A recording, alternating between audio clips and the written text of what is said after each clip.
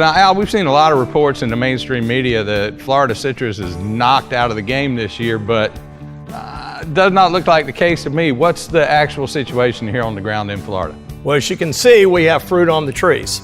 We do have a crop this year. We started packing navel oranges back in after Hurricane Irma. We did have some damage, as you know, from the hurricane. It went through the citrus belt through the state of Florida, but we have fruit. So in the southern part of the state, say a grove might have been completely stripped bare, whereas you got further north and up into central Florida where we are, much less damage, much more fruit. That's correct.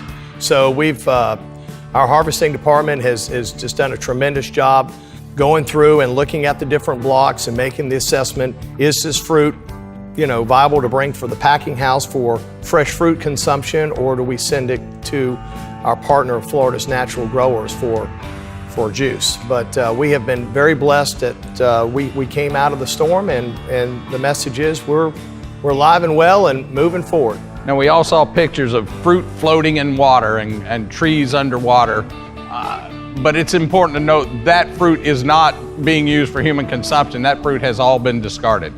That's correct. That fruit will not be utilized for fresh fruit consumption. Once the water had receded in the groves, we went back, assessed those groves, and so there was a fruit dropping afterwards. Used typically it's 5 to 6 days after, once the water's receded, that there can be another fruit dropping. But we have gone through and we're moving forward, and we've got fruit. We definitely suffered a loss from the hurricane. Our crop is down, but we still have plenty of fruit. How much the crop is down, the only way to know is once the season's done, all the fruit's been off the trees, we'll know how many percentage points we lost of that. Count it when it's in the house. That's it. That's all to tell. What about the quality coming off the trees? I'm sure that there's some people who are concerned, well, that fruit went through a hurricane, but the quality of the crop is great this season. I mean, there's no problem with it.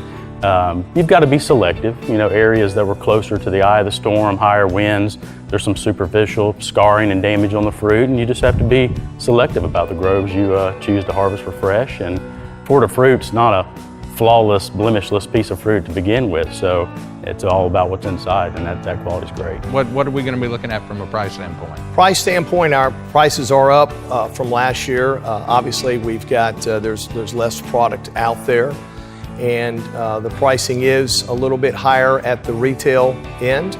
We're trying to do all we can to provide and deliver the finest fruit in the world to the retailer so they can be able to offer it to the consumer at a price that's not too strong.